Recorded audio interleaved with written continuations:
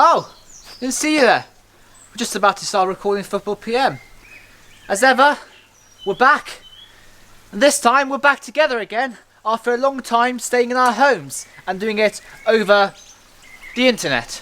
But for the first time we're going to be back together and we're going to be social distance because we're sticking to government guidelines. So, without further ado, I'm going to bring on my co-host as ever, Harry on this side of me, and Nick, who is this side of me this afternoon. Hi, how are you? Both of you. Yeah, good? I just noticed that an apple fell down from the tree. An apple. So, yeah, this is what's going to happen when we're outside. Things are going to fall. There's going to be birds all over the place. Anyway. Birds dropping dead on set. No, birds screaming and all of that. Shout. You can hear the bird song anyway. Anyway. Well, you can't. You've got an earpiece in. No, I've got another ear. Anyway, without further ado, remember to like and subscribe and follow us at our Instagram at Football PM Radio. So, here we go. Roll the titles. If you like football, it's the place for you. Just make sure that you stay tuned. Obviously, as the Premier League is coming back next week, after a 3-month stink, we've got some predictions here for the first set of fixtures. So I'm going to hand over to Harry to give us a run through of the predictions. Yeah, so as you can see here, if you zoom in, we've got all 6, so the first half of the 12 Premier League fixtures that are coming up in game week 30, the first game week of the restart. We've got Man City, Arsenal, Spurs, Man United, Everton, Liverpool, Aston Villa, Sheffield United, Norwich against Southampton, and Watford against Leicester City. So the first game, Nick, Man City against Arsenal. Should be an interesting game. Obviously, Arsenal managed by Mikel Arteta now. Man City, Pep Guardiola. They used to work together. Former colleagues. Who knows what will happen? Does Arteta know what Guardiola is going to do in this match? I mean, he might know. It might give him a bit of a benefit, having worked with him, obviously. But I still can't see any other result than a Man City win. They've just got too much firepower for a weak Arsenal defence. And although Arteta's come in, he's done a solid job. He's shored them up a bit. A lot less losses. But I still think... Beating the Premier League in 2020, this calendar year. Yeah. If they won though, they've just drawn every game. And drawn. Arsenal fans celebrating the draws like winning trophies at the moment. But yeah, I think Man City win pretty easy to But for predict. obvious reasons, with no fans, it could have a impact on the result with no fans. True, we have seen a lot of Bundesliga games being lost by home teams due to no fans. Yeah, that's a good point actually, because loads of away, most victories have come from the away teams recently. But then you look at Man City and you look at Arsenal, two sides who are not really known for fans turning up to their matches. So will it have much of an impact on them? Perhaps not. Who knows? But we would be doing a... Will Arteta get into Guardiola's head? Who knows? We'll just have to wait and see. We would be doing a score prediction on this now. But actually, these first 3 games here, Man City, Arsenal, Spurs, Man United and Everton, Liverpool, we have simulated on Football Manager. Lovely Football Manager. So we'll be now playing you the highlights of this game between Man City and Arsenal with commentary from... Him, Harry. I think it's myself. So, play the highlights. Yes, thank you, Harry. So, as you can see on your screens now, this is the Manchester City and Arsenal lineups for the big game, the big clash between Guardiola versus his former colleague Arteta. Guardiola has shuffled the pack. He's gone for a slightly strange lineup, arguably. Kevin De Bruyne playing as a striker, out of position there. Sterling, the 2 Silvers, Gundogan and Rodri in midfield. Claudio Bravo makes it in goal ahead of Ederson. Then a back 4 of Cancelo, Stones, Laporte and Zinchenko. Arsenal have gone again for an interesting lineup with David Luiz in holding midfield alongside Xhaka and Maitland-Niles.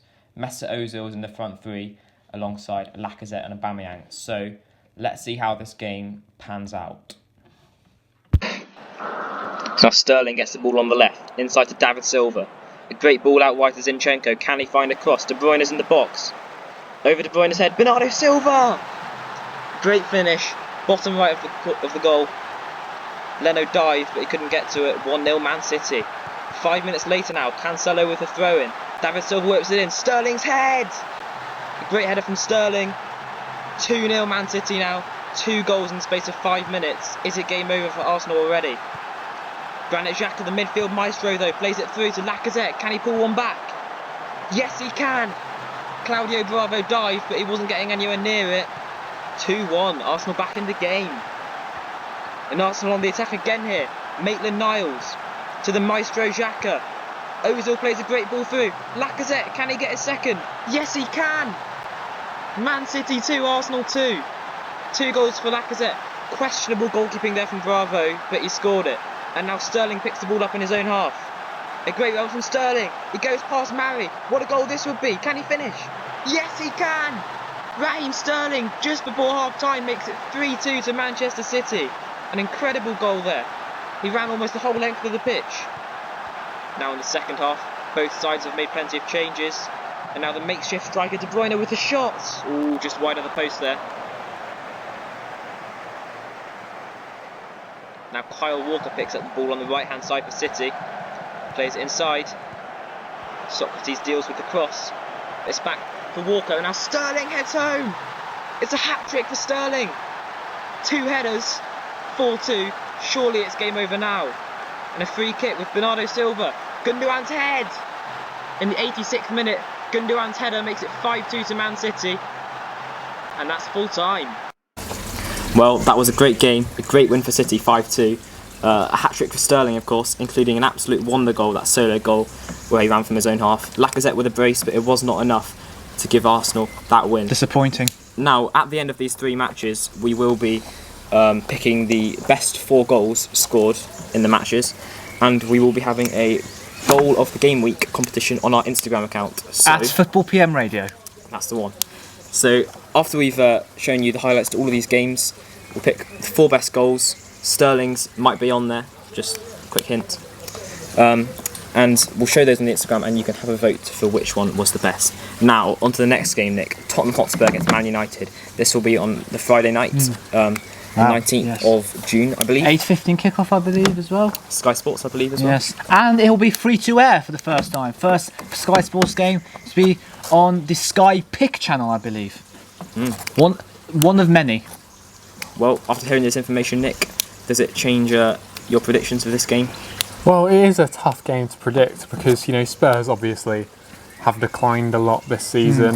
Mourinho, when he came in, I thought he was a good choice for them. He could really steady the ship, if you like. Has it really worked, do you think? It hasn't for me. They've still been a bit lacklustre. And, you know, has he sorted it during this lockdown? I guess we'll have to wait and see. But, to be honest, I would back United in this one. You know, knowing they ended...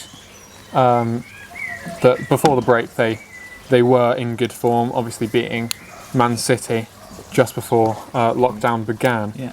And you know, with Bruno Fernandes coming in, I think United will win a tight fixture in this game. Well, of course, we did see during lockdown Jose Mourinho broke the guidelines to train with Tanguy and Ndombele in a public park. So we'll see if that's got Ndombele into any better shape. But as we did for the City Arsenal game 5-2, we have simulated the Tottenham Man United game on Football Manager. So stand in for a very bad tackle perhaps from a Man United player and another wonder goal. Yes, thank you guys. I wonder who that bad tackle is going to be from. I guess we're just going to have to wait and see. Here are the lineups. Tottenham on the left, Manchester United on the right.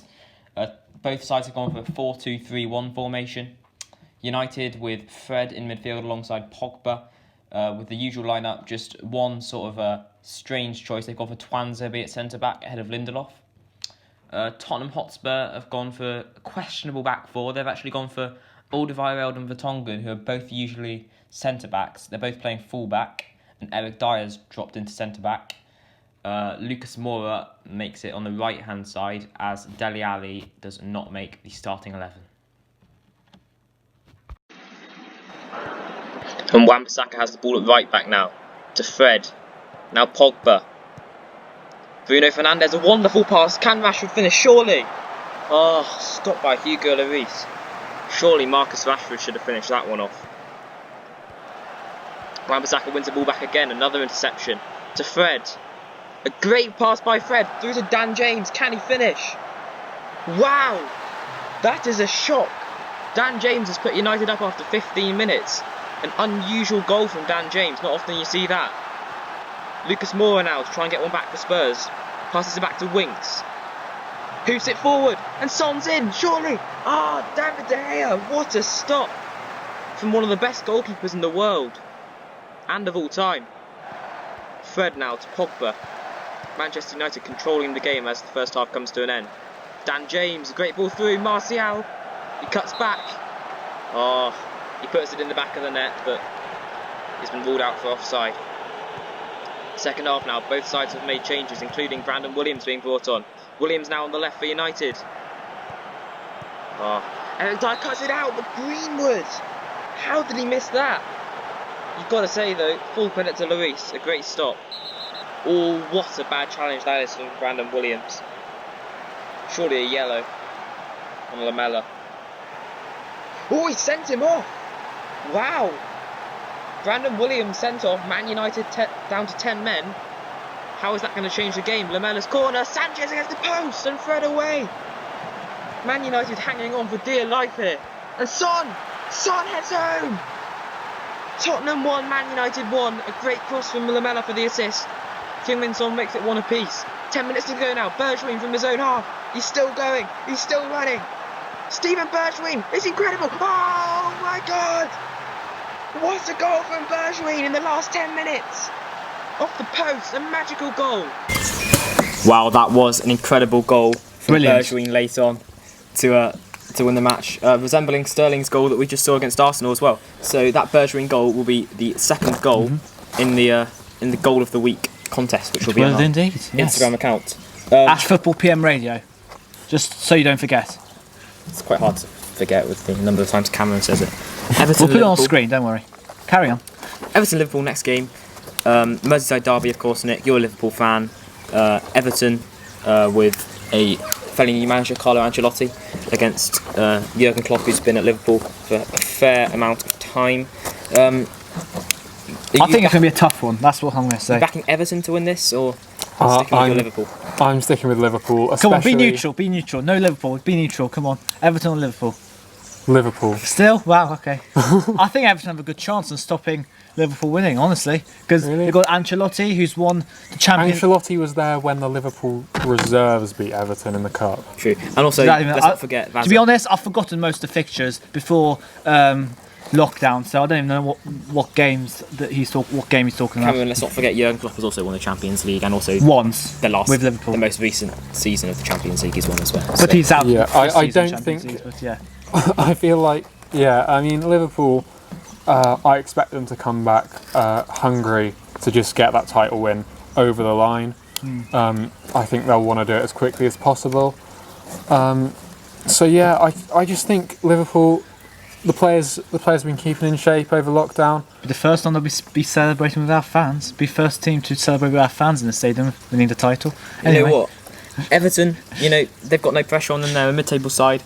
But you look at Liverpool over there, they're 2 wins away from the title. Could that pressure get to them? I think it could. I'm backing Everton to win this. And also, I think Man City could potentially challenge for the league title if Liverpool keep on losing due to the pressure. Yeah, and with no fans in the stadium. They'll probably forget. Because Liverpool have gone through the season with fans, basically, with their with 12th man as the fans being the 12th man going through. I think that's what's made them get to the best. Now, without fans, we'll have to see what happens. So I love how Nick's looking at me right now. I just think the points being made are really deluded, to be honest. Well, we'll see about that, won't we? In the near future, actually. Anyway, Everton against Liverpool, as always, we have simulated it on Football Manager. This is the last game. So roll the clip. There's a lot of goals in it, so enjoy it. Yeah, roll the VT. Yes, thank you again, guys. We've had 2 cracking matches so far. But could this be the best of the lot? I wonder. Guess we're going to have to just wait and see again. Everton have gone for their usual 4-4-2 that they play under Ancelotti. But an interesting inclusion, actually. Seamus Coleman playing on the right-hand side of midfield with Sidibe at right back. Interesting to see how Coleman will get on the wing there. Sigurdsson, no place for him in the starting XI. Pickford is in goal after some questionable performances so far this season. Liverpool have also got a questionable goalkeeper in goal. They've got Adrian, who beats Alisson to a starting place. They've gone for the usual midfield, the boring midfield, as I like to call it, of Fabinho, Wijnaldum and Henderson. And, of course, the prolific front three of Mo Salah, Sadio Mane and Roberto Firmino. Alexander-Arnold now on the right for Liverpool. Plays it inside to Salah. Salah back to Wijnaldum. Liverpool working an opportunity here. Firmino hits it. Ooh, just wide of the post. I'm not sure Pickford would have got there. 2 minutes later now, on the 8th minute. Firmino's gone past Holgate like he's not there. It's Bobby Firmino, whips in, Mane's header! Oh, just over the bar. So close for Sadio Mane. Everton holding on here in the first 10 minutes of the game. Mo Salah's got a corner. It's headed away. Jordan Henderson picks it up to Salah. Salah cuts it back. Fabinho! What a hit! Fabinho rifles it into the top corner to put Liverpool 1-0 up. Now Wijnaldum picks up the ball. Through to Mo Salah. Can he make it too? Yes, he can! He beats Pickford at his near post. Pickford could have done better there. But a good finish from Salah. Now Trent with a free kick. He whips it in. Salah for his second. And he gets it. It's 3-0 to Liverpool before half-time's even been hit. Oh, but it's been ruled out for offside. Remains 2-0 then. Trent going down the right. It's a good ball in. Firmino, can he finish? Yes, he can. 3-0 to Liverpool just after half-time. This is getting embarrassing for Everton. Salah whips it in. Can Liverpool make it 4? Oxlade-Chamberlain now on the right wing. Firmino volley! Bobby Firmino volleys it home. He is on fire today. A brace for Firmino. Surely over now. Now Calvert-Lewin. Oh, he goes past Van Dijk like he's not even there. Calvert-Lewin! What a goal! He turns Van Dijk into mustard and finishes it past Adrian. So 2 cracking goals there in that game. One from Fabinho, the opening goal, and then Calvert-Lewin to get that consolation goal at the end. Ended 4-1 to Liverpool. We will see if it ends like that in real life next week. But now for the rest of the game week 30 fixtures, just to quickly run through them. Cameron, your prediction for Villa against Sheffield United, which is on the Wednesday night. Oh, blimey. Aston, it's going to be a tough one, that. I'm going to go for a draw. I'm going to say 2-0, 2 apiece. Fair enough. 2 apiece. 2 apiece between Villa and Chris Wilder's Blades. Norwich against Southampton. Nick, your predictions? My prediction is going to be 2-1 to Southampton for that one. Danny Ings maybe in the goals again. Yeah. I don't think Norwich will even score, to be honest. It would be interesting to see if players like Danny Ings, who have had great seasons so far, will continue that form after 3 months out. Yeah. Maybe Harry, Timo Pukki could your pick up last his form one, Watford, Leicester. a bit as well. Watford against Leicester. I mean, obviously Nigel Pearson against his old club. I think Rodgers against his old club. I think Rodgers is an ex-Watford gaffer as well. So I think 2 managers against their old clubs. But the quality Leicester have got, I'm going to go for a 3-0 win. I think Vardy will get a couple. And it will be interesting. Maybe Harvey Barnes. It will be interesting to see if Troy Deeney makes many appearances for the rest of the season, considering his stance on the return of the Premier League. But he is back in training now, which is good. Cameron, your club here, Brighton against Arsenal. Obviously, you're going to back Arsenal. Well, we know what happened last year. It was 1-0. Last season, sorry. It was 1-0. We got the lead through Aubameyang, and from the shambolic defending, Brighton scored through Murray. So this time, I'm hoping Arsenal will win. I'm going to say 3-1 to the Gunners. Interesting. Nick, Fingers the crossed. battle of the W's, West Ham against Wolves. West Ham battling for relegation, Wolves for the Champions League. Yeah, I think this will be a comfortable win for Wolves, maybe 2-0, I'll go. Maybe Raul Jimenez getting on the score sheet. Bournemouth, Palace. Now, Palace, nothing to play for. Bournemouth, a lot to play for. They're going to try and stay in the Premier League. And I think they've actually got a lot more quality than they've shown this season. I think they've got David Brooks back from fitness as well, and they're renewing the loan of Harry Wilson until the end of the season. So I'm going to say 2-0 to Bournemouth in that game. I don't think Jordan Ayew will have enough to score against the Bournemouth back four. Cameron, Newcastle against Sheffield United in Sheffield's second fixture of the game week. Sorry, Newcastle Sheffield. That's going to be a really tough one. I think it's going to be another draw for them. I'm going to go 1-1. 1-1, interesting. It might even be 0-0, but I think they'll both score, so I'm going to go 1-1. At St James's Park with no fans. I still can't work out if Newcastle or Sheffield are going to be on form, so I'm going to stick with a draw. How long have you been trying to work it out? Well, it's going to be all these games are going to be tough because we haven't seen them play in months. We don't know how fit they're going to be, if they're going to be in top shape, top form. Who knows? We just have to wait and see. Nick, Villa, Chelsea fighting for top four. Villa trying to stay up. This is their game in hand that they've been going on about. Who do you back to win? Yeah, I back Chelsea to win. I think they're going to be hungry to get that top four, especially with signings like Ziyech and possibly Timo Werner coming in. They'll want Champions League football with those sorts of players. So I'm going to say 3-1 Chelsea. Okay, and the final game, Manchester City at home to Burnley. I think in the reverse fixture this season it was something like 6-1 to Man City. And I can't see it being too different, to be honest. Man City should have too much with the likes of De Bruyne. Maybe Sane back from back from injury as well. So I'm going to say 5-0 to City, with obviously, if Liverpool slip up against Everton... 5-0? Yeah, if Liverpool slip up against Everton... And it's only 22 points. Then that could give City the chance to close the gap. 5-0? 19 points if they also beat Arsenal. Wow.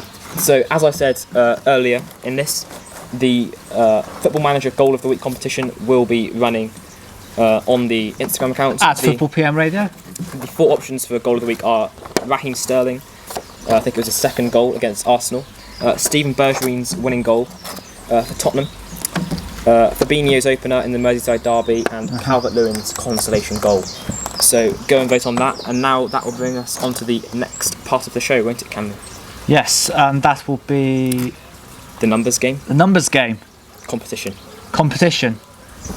Right, now the sun's come out, so I've put my sunglasses on, but ignore that. Anyway, up next it is the numbers competition, which is basically complete. So I'm going to hand over to Harry again to give us a run through on what this all means. Yes, it is complete now. It's been a long-winded competition on our Instagram account. No Arsenal players.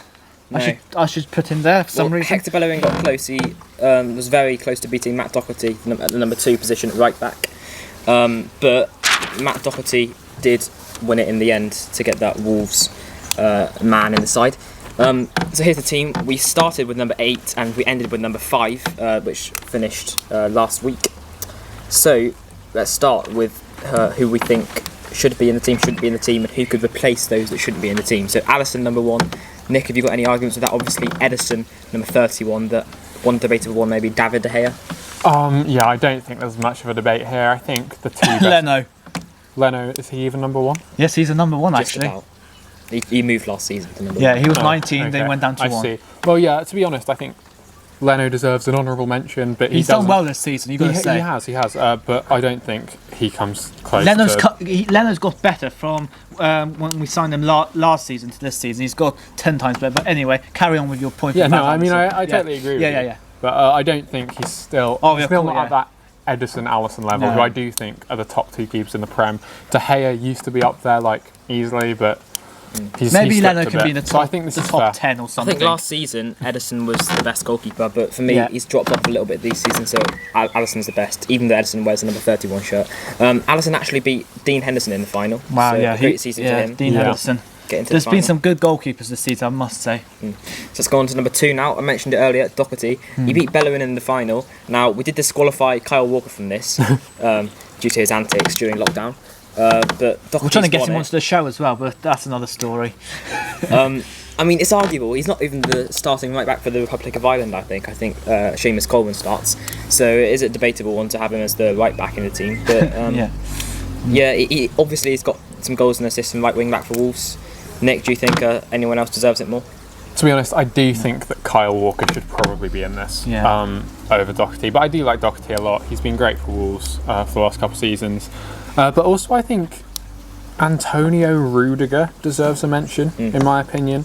It would be awkward for the formation. Don't they play as Piliquetas right back though? He wears a number 2 Yeah, shirt. but he wears the number 2. I know, but yeah, I'm just saying. Just Yeah, I'm saying. saying it would be awkward for Yeah. the formation, but I still think he deserves a shout. Left back Ben Chilwell. Now I was surprised by this because he was up against Fabinho in the final. I assumed Fabinho would win quite easily, but no, Ben Chilwell won over. I think the thing with Fabinho is he was one of the best midfielders in the Prem for the first half the season up until November time when he got injured, and then since he's come back, he hasn't really been the same. So I think it's fair to put Chilwell in, who has had a pretty consistent season. And just to say quickly, before we move on to the centre-backs, obviously this has been running on our Instagram account for the last few weeks. There will be more competitions and actually more polls, daily polls coming on the Instagram account very soon after Can we this have a quick episode. mention about? About Kieran Tierney. Obviously, Can we have a quick mention about him? yeah, we can. We can. He's lucky to get a mention. Yeah. Anyway, shush. Obviously, he did come into the league pretty late and he's been injured for most of the season. Obviously, so But that earns him a shout out. I because he hasn't haven't got played to, that much. haven't got to the point yet. If he played a bit, if he hadn't been injured, obviously, because he played well for Celtic last season, and if he hadn't been injured, maybe he could be up there, and people would have actually recognised how good he's been. But we have to wait until. A lot of He's what played ifs. He's played 5 games in the league. He's not even close for me. But we'll have to wait until next season when he's fully up to scratch. And Is he even the best left back you have? yes, he is the best left Saka, back. Yeah, you love Saka. Kolasinac. Who else? Saka. He's irrelevant. He's 77. Okay, Number, not years old, obviously. anyway, onto the centre-backs. Number 4, Virgil van Dijk. Everyone knew he was going to win from the start. There's no doubt. The only one I thought could beat him was Phil Jones. Maybe they might vote for him as a sort of joke. But no, Virgil No van question Dijk about that. won over. Nathan Ake, that's an interesting one, beating his fellow Dutchman, Gini Wijnaldum, in the final. Now, it's interesting because in the Football PM Team of the Year competition for 2019, it was a Dutch pairing of Van Dijk and De Ligt. We've got another Dutch pairing in this team at centre-back of Van Dijk and Nathan Ake of Bournemouth. Nick, were you surprised to see Ake win with the likes of Maguire, Stones, Wijnaldum, Jorginho as well, Vertonghen even as well? It could have been I that was slot. really surprised, especially considering he's been injured for a lot of this season. So I thought maybe people had forgotten how good he was. But obviously, I think Wijnaldum and Maguire, I think, are the best number 5s in the league, which was a semi-final, obviously, which Wijnaldum got through. Again, Wijnaldum would be awkward for the formation. But if you want a centre-back in there, I would still put Harry Maguire over there. Yeah. The price tag maybe sways a lot of people's opinions, but he has had a good season, and I'd still put him in. Into the midfield now. We've got the Frenchman Paul Pogba as the number 6 slot. He won it. Wow. Don't remember that. I There don't think really isn't much competition. there's not really much for six. competition. I think he beat Johnny Evans in the final. Yeah, true. Okay, true. Who else could have won? Zayn Lovren, anyone? Yeah, I mean, Lovren. There you go. That's his competition. That says Davidson it. Sanchez, is he 6? Yeah, He is, but yeah. I'm pleased to see a midfielder win it, so that we've got 2 good centre mids in the side. The other one, number 8, Ilkay Definitely wasn't Gundogan. rigged. I'm surprised by it wasn't rigged, Cameron. Was it rigged? I don't know, was it? I mean, you sparked up a debate now as the presenter, so Yeah, it's fine. Don't worry. I'm all about debates. Debate in the comments. I don't mind. I'm here. it wasn't rigged. It wasn't rigged. Number 8, Ilkay Gundogan. There's a lot of good number 8s. This is the first competition we did, and actually, a lot of people could have won it. I thought it was quite an even playing field. You've got likes of Gundogan, Naby Keita, Tielemans, Ruben Neves, Harry Winks even, all could have won it, but Gundogan just about scraped through against Naby Keita in the final of Liverpool in the end. Yeah, I don't think either of them should have got to the final, in my opinion. I think they're both great players, but in terms of form over the last couple seasons, Pogba's say been nowhere. yeah, but who Yeah. else was going to win number 6? Yeah, obviously. Yeah. But in terms of form, I think Tielemans and Neves both should have got in over Gundogan and Keita. But, see, I like Gundogan because he's actually worked his way into Man City's midfield this season. Often in games they've played Rodri, De Bruyne and Gundogan, and a lot of people seem to forget that he's almost started all of their games. Especially People think- losing out on Fernandinho in the half of the Yeah, defence exactly. and dropping back into centre back. He's beaten David Silva to a place in the midfield, and Bernardo Silva actually has been on the bench quite a lot. He's pushed Fernandinho back into the centre-back slot. Phil Foden's not been allowed to come in. I think Gundogan deserves a lot of credit. Up to number 7 now, we've got Heung-min Son playing in a sort of free role in attacking midfield, obviously usually a winger. but we've already got 2 wingers. Yeah. Again, there's a lot of good number 7s. There's Son, Sterling, he beat in the final, a few others as well. Nick, do you think Son was the worthy winner of the number 7 competition? I do, yeah. I think if we did this competition a year ago, Sterling would have won pretty comfortably. Yeah. But since he hasn't had his greatest season, especially since sort of that Wolves 3-2 loss, he hasn't scored since then. So I think Son is a worthy winner. Son's been really good this season, to be honest. Can I just Yes, hot hello. take? Son hasn't been as good as people have said this season. Really? His stats don't back it up. I think he's been injured a bit. Yeah. But Did he not good. go to the Asia Cup? He started there, so he Yeah. missed the first few games because of that. And obviously, we've got N'Golo Kante again, who could have possibly won it. But for me, a little overrated. Do you agree, Nick? Yeah, absolutely. I think I didn't realise this until earlier, but I didn't realise how many people still thought Kante was just the best midfielder like in the world. He's not. Pretty much the last couple. Obviously, you seasons. saw what Martinelli did to him. Absolutely. I did roasted not him. see what Martinelli did to him. If I'm honest, Don't you remember Arsenal Chelsea? He just did he just slip? yeah, technically, yeah. Wasn't it that Martinelli heavy touch that shouldn't have Nothing to do with worked? Martinelli. I'm just saying that's how bad Kante has been. Anyway, he did slip. Anyway, And then onto the front 3, we'll start with number 9, Jamie Vardy. Now, we originally did this vote between Vardy and Firmino, who were the 2 number 9 finalists. It ended in a draw. Vardy won on the random number generator, which is what we do to decide if it's a tie-break. But due to popular demand, we actually held a revote in the last few days. And Jamie Vardy comfortably beat Bobby Firmino in that, so and he to be fully honest, deserves his place yeah, there. I Pretty think- much winning the competition twice. he's top scorer at the moment, isn't he? Yeah, In the- 19 goals in the Premier League. Aubameyang's catching up on him in a bit. No, he's not. Yeah, he's only 2 goals behind him though. That's it. It's quite a lot. 2 goals. He pretty can sure it's score 3 2 goals as well. No, it's I 2 think it goals. is too. Okay, 2. If he scores against City, anyway. If he scores against City, but anyway. When he doesn't score against City. Be quiet, thank you very much. Sorry. Anyway. Cameron, only disappointed that Lacazette didn't make a better claim for the number Lacazette 9 hasn't been spot. that good this season though. Well Aubameyang, said.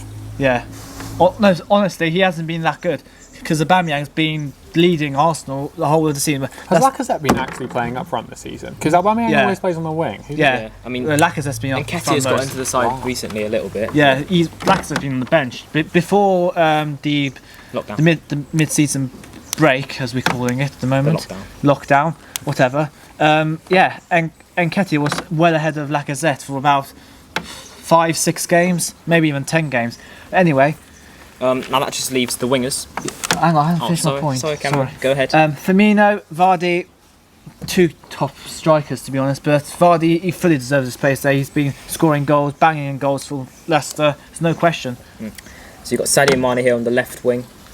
It was actually an interesting tussle between him and Aguero. I thought it would be a lot closer, but actually Mane won it comfortably. I think it was during a time before the lockdown where Mane was banging in the goals for fun. Aguero maybe not on quite as good as form, so that's why people voted for Mane. Yeah. But I think Aguero could have maybe had slightly more votes, and maybe making it a little bit closer. Nick, apart from Mane and Aguero, do you think any others could have been in the running there? And don't say Ozil, please. I was not. That was Good. the last player I was going to say. Lovely. I That's won't the lie. last thing I would say. He's 'Cause been obviously- atrocious. Eden Hazard last season, but he's I still think good now. Harry Kane still doesn't get the praise he deserves, to be honest. I think he is a fantastic finisher, great overall striker. Willian? No. It's between Kane, Mane and Aguero. Marcus and Rashford, perhaps? Rashford, to be fair, has had a good season. So I think maybe he's not quite in that bracket.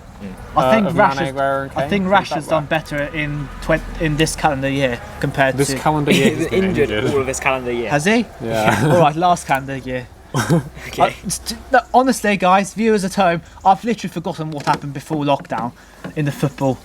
I was looking at some fixtures yesterday. I saw Man U 3, Sheffield 3, Sheffield United 3. I don't even remember when that happened. Pretty memorable. Do you? I don't remember it. Ollie McBurney, last minute equaliser. Still don't Could have been remember. handball, but VAR did Honestly, rule it that's how bad. I've basically forgotten most of the players in the Premier League as well. So, be Wow. interesting to watch next week. Maybe you should put a third pair of glasses on to Yeah. help read some players' names. Mo Salah, number 11, the last one, on the right wing. Again, it was one that didn't really get much competition, apart from in one round where Cameron created multiple Instagram accounts to try and get Lucas Torreira the win. Wasn't it like 12 Instagram? He created 12 Instagram accounts, but it didn't work. Mo Salah still got the win. So congratulations to Salah. That wasn't close. To be fair, it would have messed up the formation big time. Yeah. Well, we just Son on the 4-3-3, right. Son on the wing, I think. But anyway. I tried. Torreira's been pretty good, damn good this season. He but has not. Has he? No way. But he scored against Liverpool twice. yes, he Can't did. forget that. Whoever scores Both in against losses. Liverpool becomes the best player on this planet. That's Well, quoted by Joe, me will it? in 2020. Okay, so if we were to look at one player Yeah.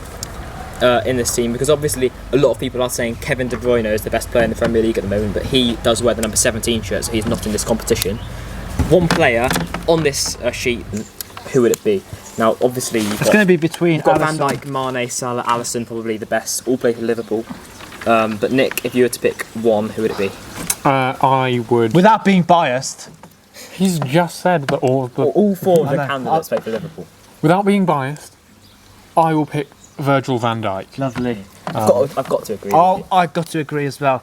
It could be close with Alisson, but obviously Van Dijk. It's closer with Mane than it is with Alisson. Okay then. But anyway, we all agree on Van Dijk, so there's no debate for that. Top three for me: Van Dijk, Mane, And Salah, maybe in third.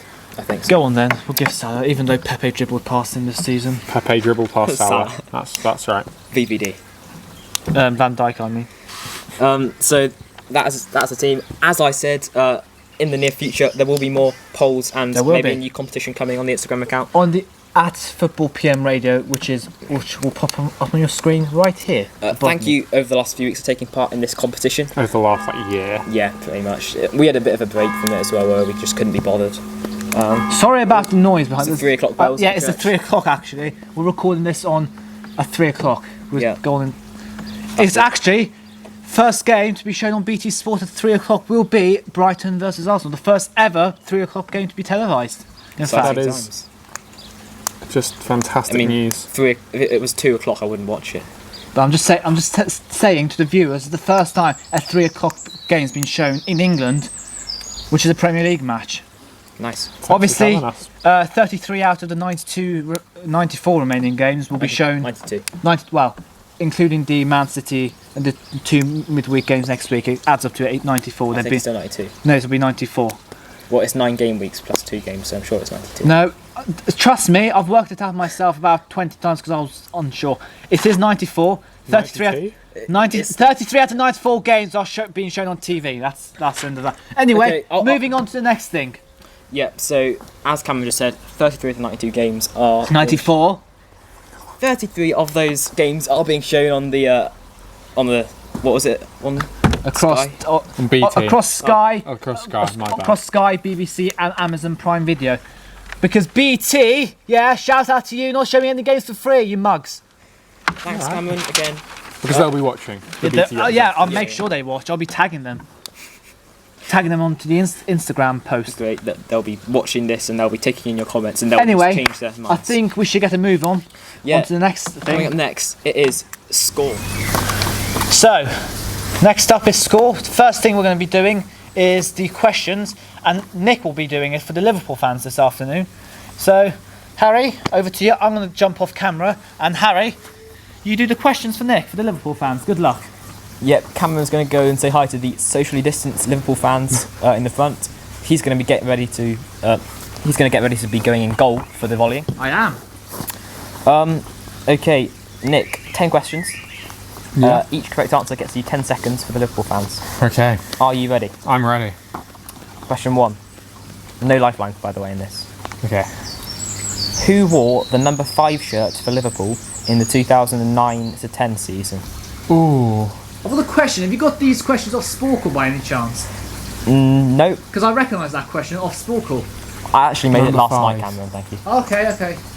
Number Nick, 5. back to you. Okay, so who has been number 5? Daniel Agger springs to mind, but I don't know if he was there in the 2009-10 season. But I can't think of anyone else, so I'll go for Daniel Agger. Correct. 1 out of 1. Daniel Agger is correct. 10 seconds on the clock. Question 2. When was the last season Liverpool won the English First Division title? That was, A long time ago. yep, it was the 89-90 season. Correct again. for the Premier League, of course. 20 seconds on the clock. Question 3. Can you name, now there's 3 possible answers here, you need to name one. Can you name one Czech player, as in from the Czech Republic, to have played for Liverpool in the Premier League? Okay, I think Milan Barros was Correct, well done. Other options, you could have had Patrick Berger or Vladimir Smisa. Okay, 30 seconds on the clock. 3 out of 3 so far. It's going well. Question 4.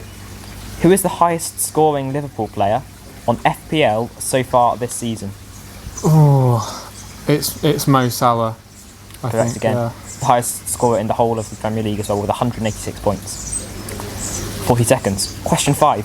To the nearest full year, what is the average age of the current Liverpool first team squad? Oh, Just blimey. the first team players. Okay, this is just going to be a guess, and I'm going to say 27. Correct again. 5 out of 5, 27 is right. 50 seconds on the clock. Question 6. Which player costs Liverpool more money? Christian Benteke or Fabinho? Fabinho. It's incorrect. Benteke 42 million, Fabinho 41 million. Benteke 32.5 million. Well, these fees are taken directly off the transfer market, so if you want to go check it out on Are you transfer sure market. about that? Yeah, I'm sure, Cameron. More We'll reliable, discuss it after recording. more reliable than your quiz in the final, Cameron. Well, excuse me. It was only pressure, okay? only the 5 mistakes. I'm joking, Right. Cameron. Sorry about that. Okay. So 50 seconds. 4 Yeah. questions remaining. Question 7. Who is Liverpool's youngest goal scorer in their history? Ben Woodburn. Correct. It was Ben Woodburn. 17. I appreciate the sarcastic clapping. Yeah. He wouldn't have got it himself, can he? Ben Woodburn, 17 years and 45 days old when he scored against Leeds. So that is 60 seconds on the clock. 3 questions remaining. Question 8. Who is the all-time Premier League top scorer for Liverpool? Robbie Fowler. Correct. Can you name how many goals he scored? The guess? I can't, but I would say about 150. 128. Not bad. 128. So 70 Cool. seconds. 2 more right, and you've got 90 seconds on the clock. That is a long time for Liverpool fans to volley. Cameron is doing something weird in the background off camera there. A strange warm-up for being in goal for the I'm just volleys. testing to see if the boom mic would have worked. Never mind. Question 9. Which player scored the most Premier League goals for a Liverpool defender in the 2014-15 season? So which Liverpool defender got the most in the Premier League 14-15 season? Okay, 14-15. I know that Skirtle scored quite a few goals, and he would have been playing pretty consistently in 14-15. I remember 13-14 was the season where he really scored quite a lot.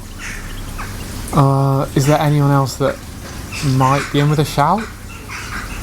I don't think so. I'm going to go Skirtle. It's incorrect. It's actually Alberto Moreno. 2 Ooh. goals. I think Skirtle scored 1 goal. A lot of defenders Yeah. scored once. Moreno with 2. So still 70 seconds. Final question. Which manager has won the most trophies with Liverpool in the club's history? I reckon that is Bob Paisley. Correct again. 20 trophies won by Bob You Paisley. didn't get Bob Paisley wrong this time as he did in the quiz. I didn't get Bob Paisley wrong in the quiz. Yeah, you did. You didn't say I got Bob Bill Paisley. Shankly wrong, Yeah, same which thing, I just same misread the person. question. Same person. That's disrespectful. Yeah. Same person. They both mentioned the Ale Ale Ale song, so yeah. Oh, I guess they're Right. the same person then. Yeah. I mean, Mesut Ozil and Zidane, same person because They mentioned them. mentioned the same song. Dimitri Payet and Zidane. Yeah, Same exactly. person. No, they're 2 different songs. They do 2 different people. No, there's a. Never mind. Well, never Cameron, you Come on, better crack on. warmed up for being in goal. Nick, I'm already you've won full. 80 seconds for the 80 Liverpool fans. 8 out of 10. Blimey. A brilliant return. 1 minute 20. Well done, Nick. We'll see you in the Ronaldinho right now. Right, as you can see, we're here to do score now. The weather's changed from sunglasses. I've got into a raincoat. It is raining cats and dogs, let's say. It's raining very heavy. Got Nick coming back from behind. Anyway, let's get on with this before it gets very heavy because we have to be out. We can't go inside at this moment. Get in goal. Okay, Liverpool fans, are you ready? Yeah. Liverpool fans are ready. Okay, hopefully my throwing's good enough. First my guy's got a shooting's good Mascherano shirt on. Good luck. Hold it. Oh, that's good. Fail. Just wide.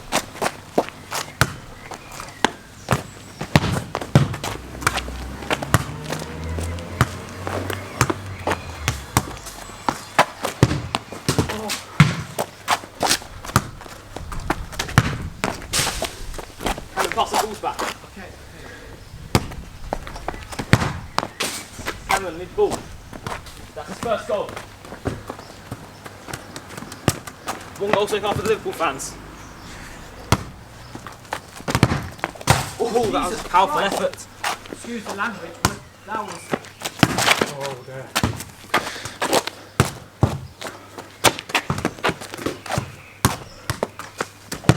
Cameron's running out. Second goal. That's 2. That's 3. And what a goal. Is there time for a few more? Not with that throw. Good stop by Cameron. His 4th goal goes in. 5 seconds left. Is there time for one more? I'm going to do it anyway. Can he get a 6th? Oh dear. Fired wide of the post. He's on a bill shank. Slightly poor throwing by me there. And that Look. is. Was that 4? I think it was. Was that 4? Let me just get I thought it was confirmed. 5 or 6. No, that's cool. Let me get. Yeah, I think it was. Yeah. Well, whatever it was. I think it was 4. We'll put it on screen, on the now. screen now. Yeah.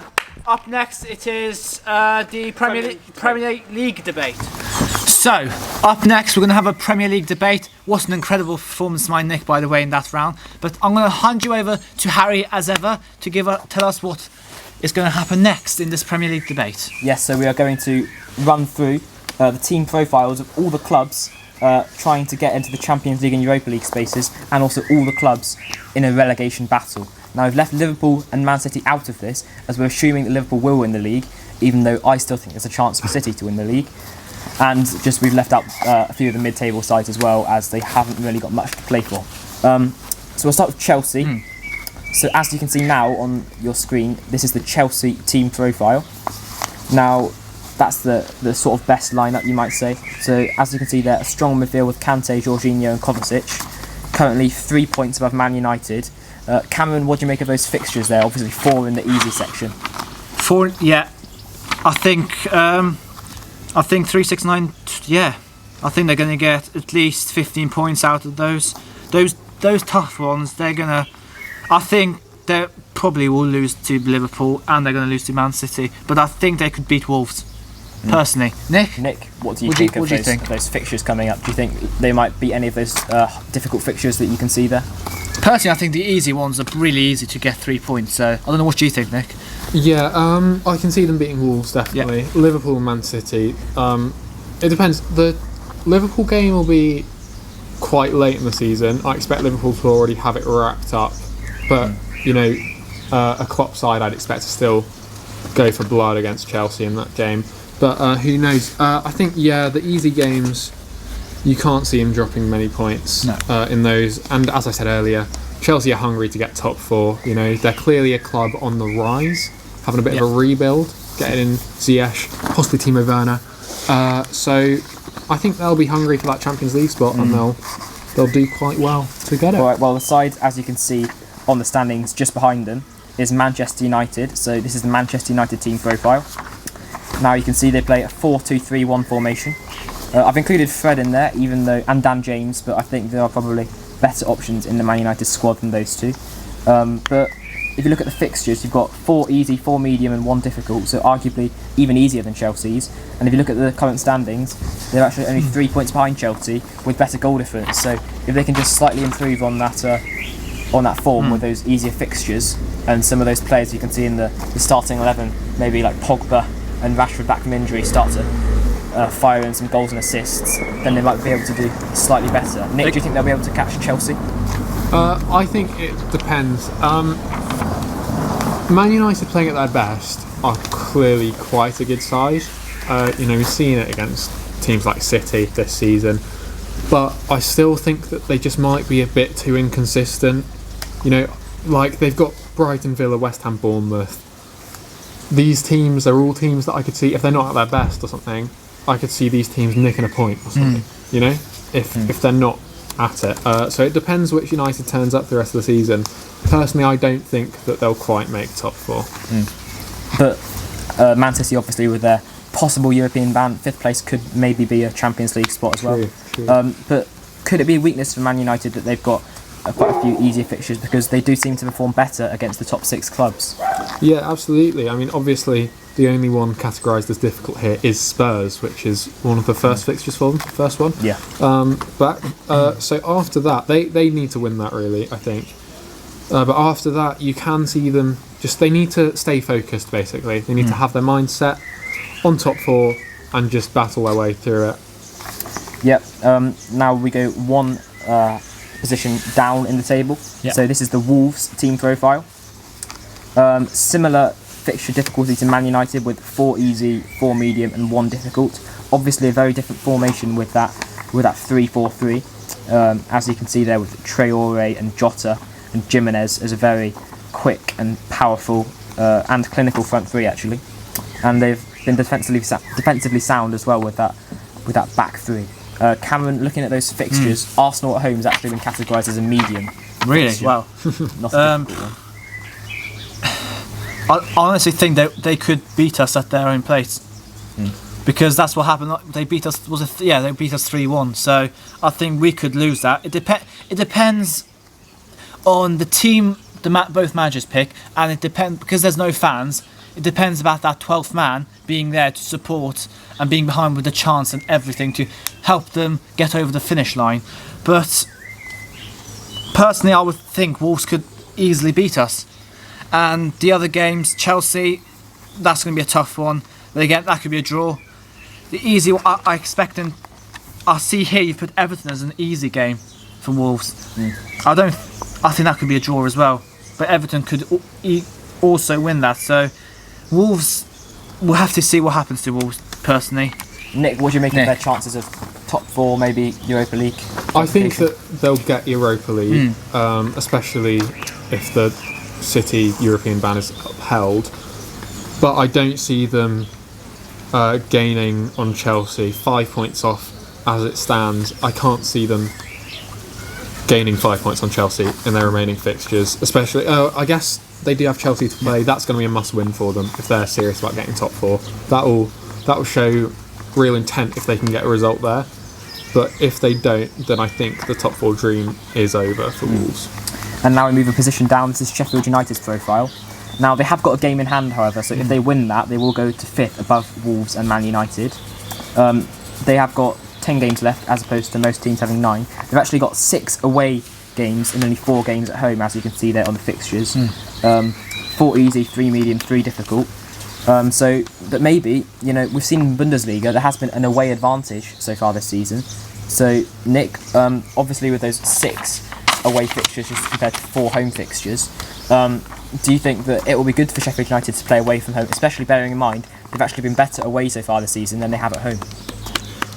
Yeah, I think that could definitely be a benefit for them. But my main concern about Sheffield United is, because we all know what a great season they've had under Chris Wilder, my concern would be if after this 3-month break they don't come back and continue this good form. We've seen it with teams in the past who've had great seasons and then haven't been able to build on that the next year. Sort of a mid-table team having a good season, not going on to build. And I'd worry that this 3-month break could act as sort of a buffer for them in terms of their progress. Can they continue their good form? I hope they can, because as long as they win their game in hand, only 2 points off Chelsea. There's always potential there, but I don't see them getting a top 4 space. I think they will stay top 7 though, probably. Europa League, it would be great for Sheffield United. It would.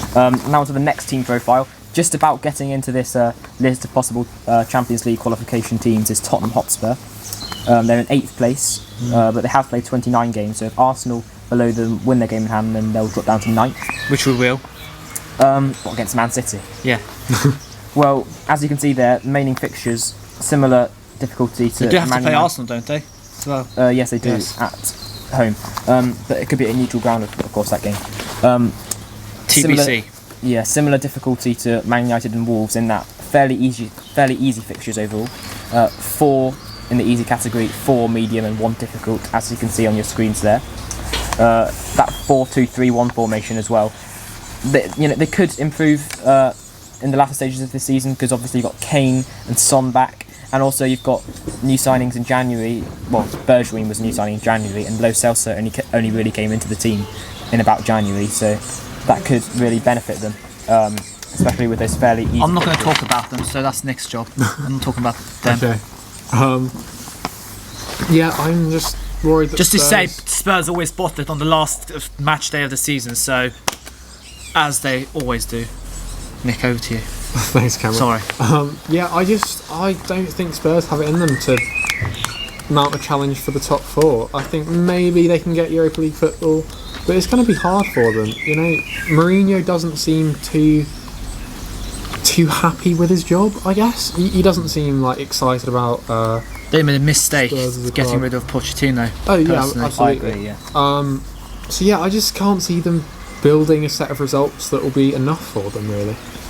Okay, if you're comparing them to Wolves, who have the same goal difference, same games played, but 2 points above them, similar fixture difficulty in the last 9 games, who would you say has a better chance of finishing higher out of Wolves and Spurs? Oh, definitely Wolves.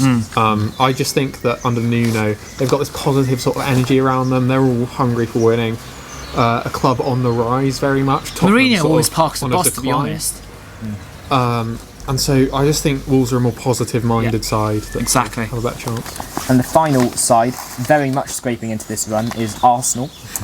Here is their profile, currently in 9th place, but with a game in hand, of course. If they win that, they could go up to 6th or 7th, depending on goal difference and how much they win that game in hand by. Indeed.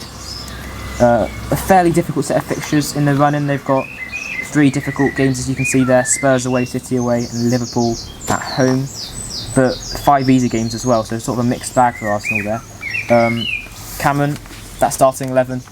You see the Do I back have to four talk there. about my You see team? the back 4 there of Kolasinac, Louise, Mustafi yeah. and Bellerin. What do you make of that back 4? Pretty diabolical, to be honest, because I think the strongest back 4 we can have at the moment is having Tierney, who's back from injury, so I think he should be starting against City, Bellerin, David Luiz and Pablo Mari, because Pablo Mari was before Mari. before Played lockdown. one match, didn't Yeah, he? before lockdown, he kept a clean sheet in the Was back it in the 4. Europa League? No, It it was was West Ham at home. Oh, okay. 1-0. 1-0. Kept a clean sheet. There's nothing to say about that. And yeah, the rest of the team, Sabas, Xhaka, Pepe Ozil, Alba and Laka, pretty good. So I'll just hand over to Nick about this team. Clearly it's not a good team compared to previous Arsenal sides. No, Then- you don't say. Is there any Henry's in there? Any Luiz's, yeah. Any Louis Perez's or any Sol Campbells? No. Well, I think Aubameyang matches some of that squad's quality. I think Aubameyang's Just a great player. Henry. But the rest of the team is pretty dire, if I'm honest. I think Pepe's got potential to be good for them. Lacazette, and then, that midfield too, Ceballos doesn't look like he's going to It's a bit sign of a on weak permanent. midfield. No. Xhaka, And don't can't forget, Arsenal will be getting William Saliba from Saint Etienne, who's been and that's going to really, change everything. He's been really good for Saint Etienne. Thank you very much. Nick, if you look at the league table on the bottom right there, 2 Yeah. sides if you're predicting to get 4th and 5th, perhaps to get Champions League if City's ban stays, who would you say? I'd say 4th will be Chelsea. 5th, I'm going to back United. Man or Sheffield? Man United, and then 6th I'll say Wolves. I think it's going to be the same order. Where the as heck now, do you think actually. Arsenal are going to finish then? 9th. Are you joking? No. I think we can get 4th. No, you don't. Yes, 8 points. 8 points, fine. Depends on the other results as well, don't forget. I don't think and Arsenal have Arteta got- is doing a very good job. To be honest, I don't think Arsenal have got much hope against those 3 difficult fixtures. Well, in the we'll league. see, won't we? Yeah. All right. To be fair, we do have to play Liverpool as well. Cameron, you backing Arsenal to get Champions League qualification? Yes, I do. Seriously? Yes, I'm serious, honestly. Alongside- Yeah, but without Chelsea. bias, we can Yeah, still say it. yeah, seriously. If I was a Man U fan or Chelsea, I would still say Arsenal. Yeah, all the Chelsea fans think that they're going to drop out of top 4 for Arsenal. In 9th place. Cameron, alongside Arsenal, who do you think will be top 5? Chelsea, maybe? Chelsea, yeah. Or Okay. and Man U. Maybe we'll squeeze in there. I think Chelsea will get 4th. 5th, it'll be close between United, the other United, Yeah. and Wolves. But maybe Manchester United, I agree with Nick, might just scrape it. But Tottenham and Arsenal, not for me. Okay, so now that brings us on to our relegation debate. The 6 bottom sides we're looking at here. So here is the first team profile we've got. We've got Brighton and Hove Albion. So they've got some fairly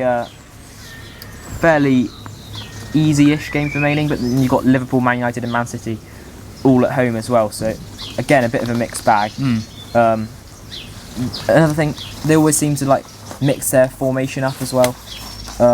Like they always change it, and it might sort of confuse the players a bit. Like they often have Aaron Moy out on the right wing, as you can see on your screen now in the best XI.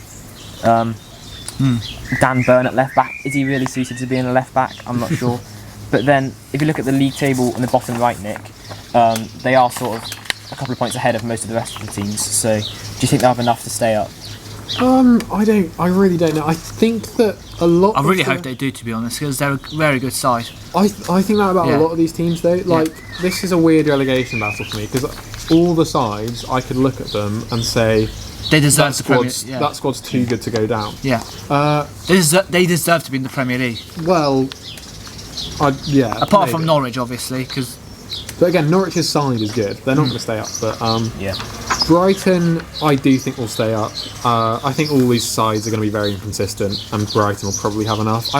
Their team's good, you know. Lewis Dunk, great player. If Morpay can just find some form, then they will stay up because he started life in the Prem well, but it hasn't gone too well for him since. Okay, so I'm also back in Brighton to stay up there.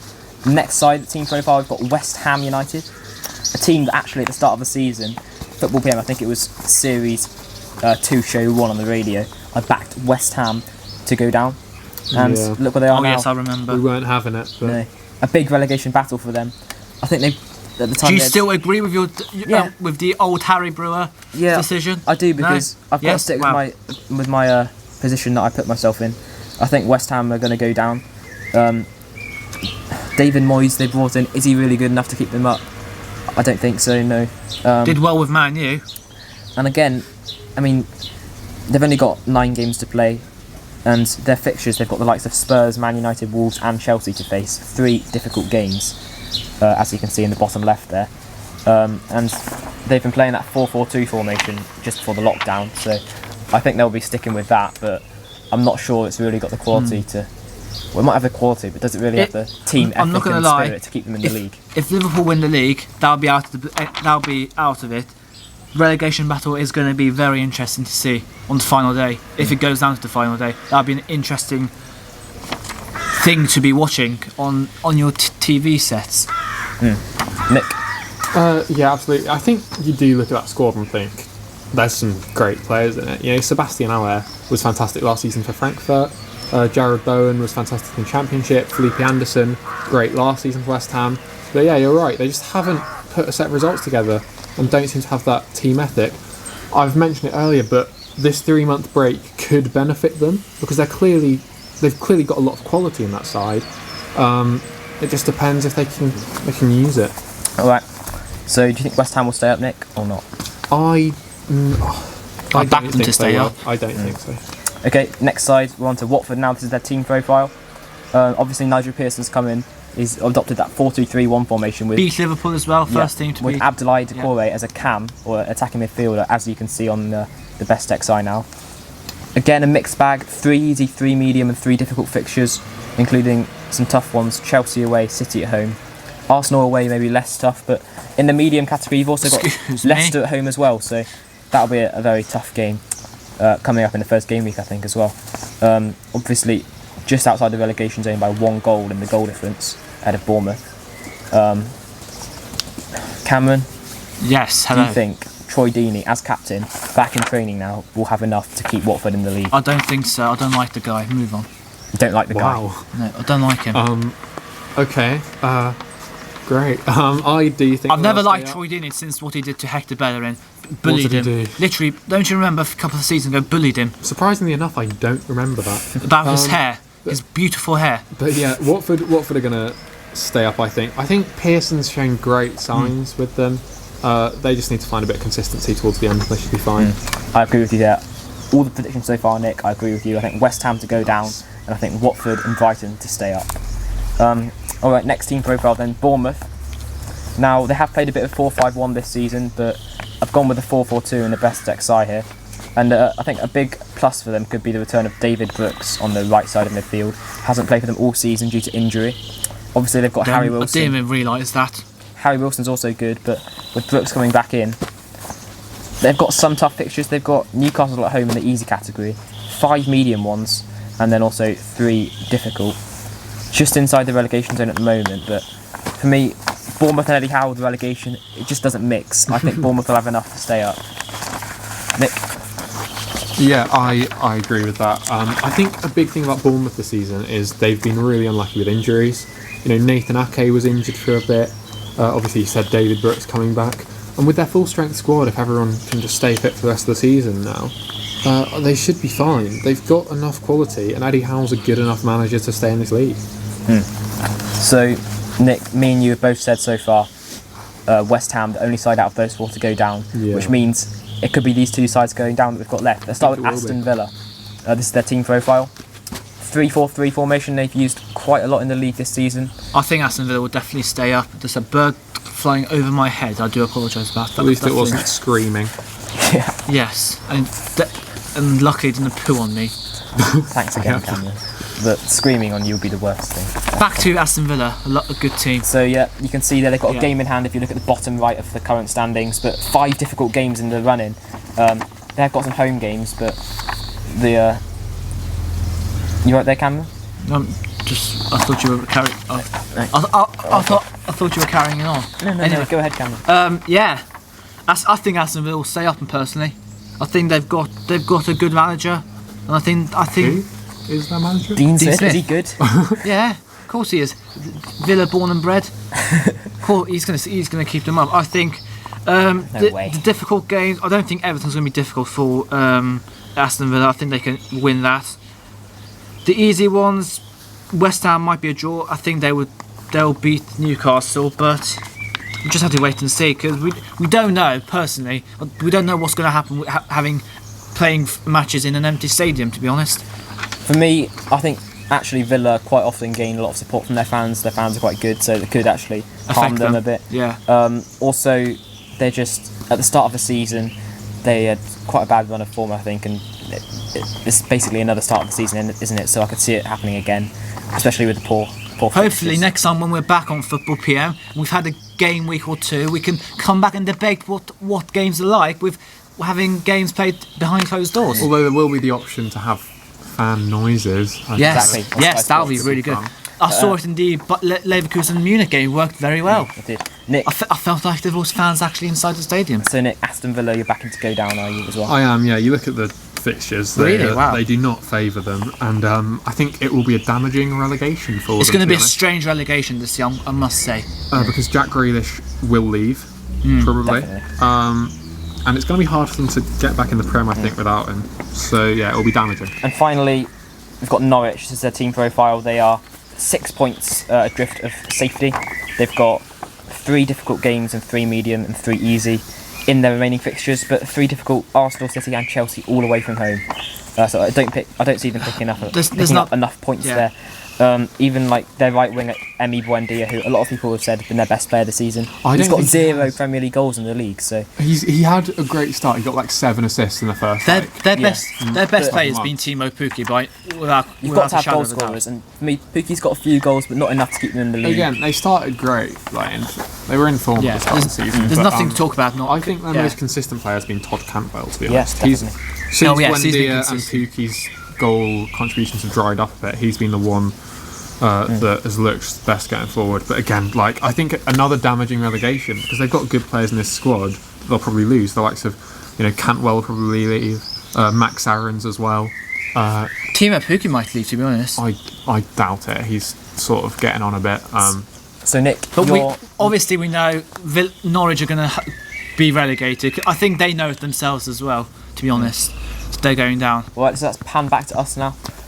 Nick, if you are going for your bottom 3 to get relegated from 20th to 18th, could you give us your list, please? Okay, Norwich in last, then Aston Villa, and then West Ham. I agree with you. That's exactly the same as my bottom 3.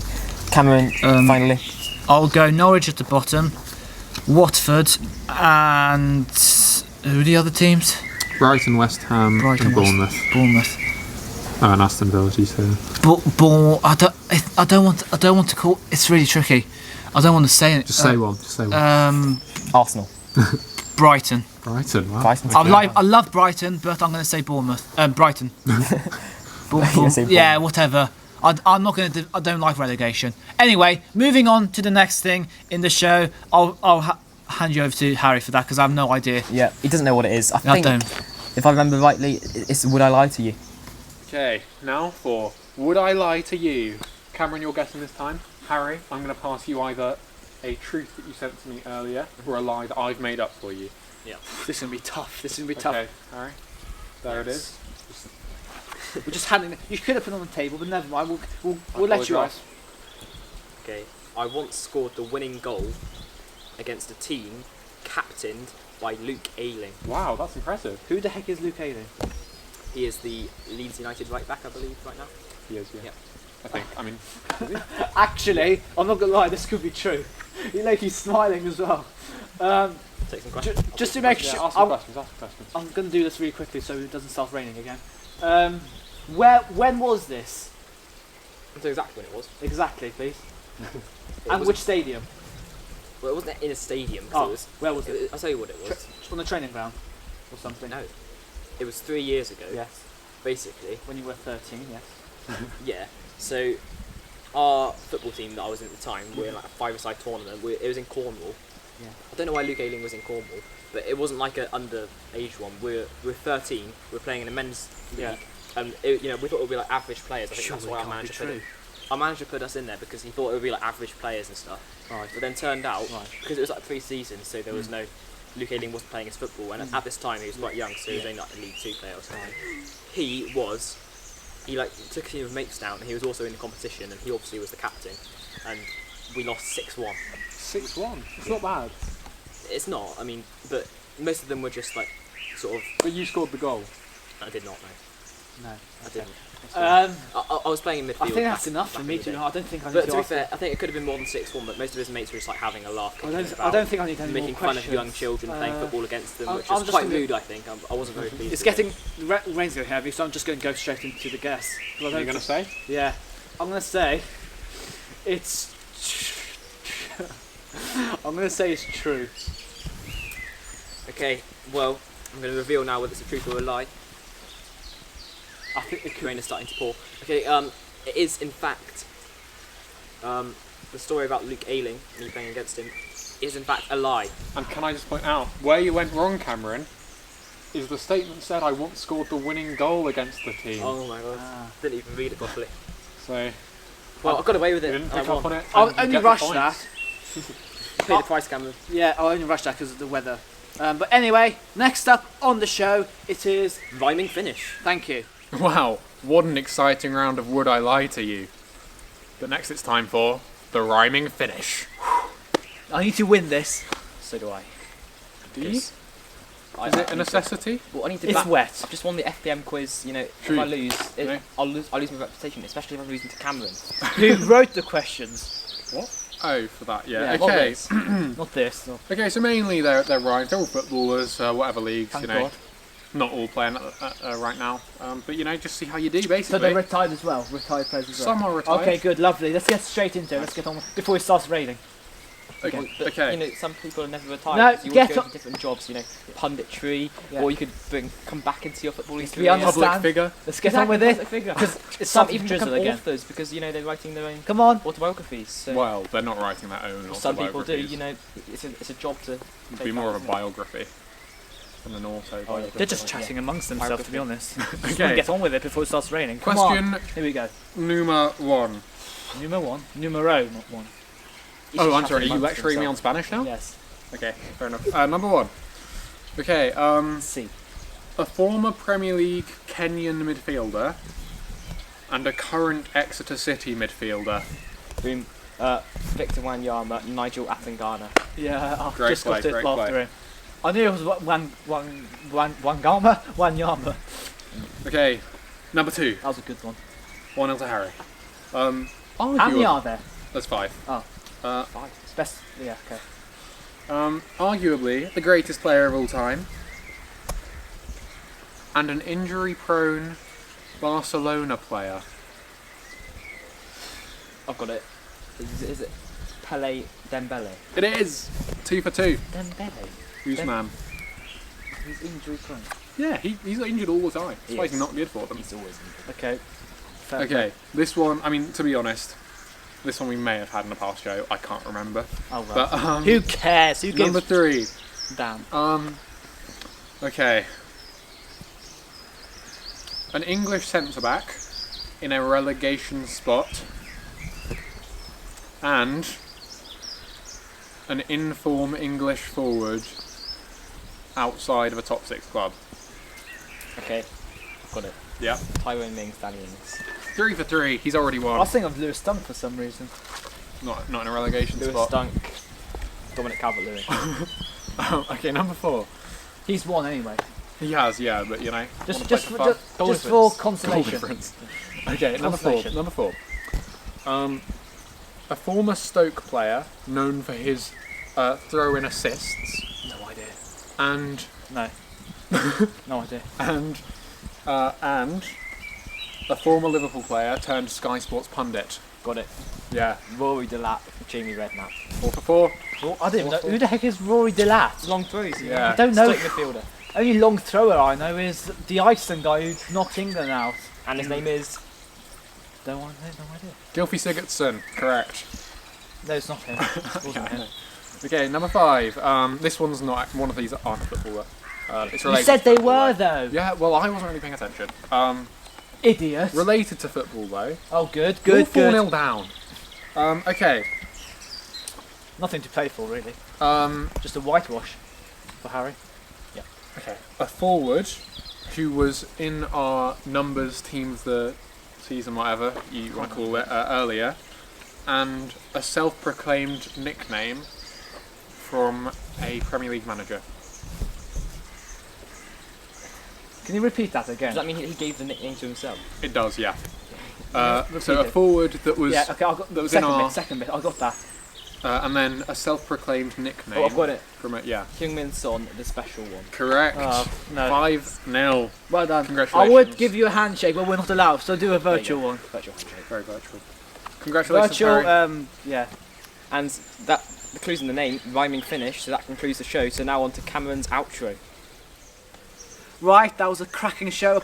Apart from the miserable weather, we hope you enjoyed this garden show outside from the studio. It's been a pleasure, as always, being with these two. It's been a great show, don't you think, guys? I think it's been excellent. We kept up the social distancing very well. But without further ado, remember to like, subscribe, follow us on our Instagram, like I've said about 20 At times. Football PM Radio. Yes, thank you. He's FOOTBALLPMRADIE.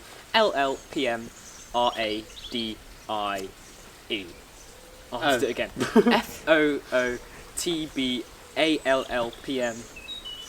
FOOTBALLPMRADIO. person? Perfect. Thank you. I can't get my words out anyway. So, it's going to be a goodbye from me. Goodbye. Sorry, I'm on with it. The weather's got me. It's going to be a goodbye from Nick. Goodbye. And it's going to be a goodbye from Harry. Goodbye. And we'll see you very soon on Football PM. Goodbye.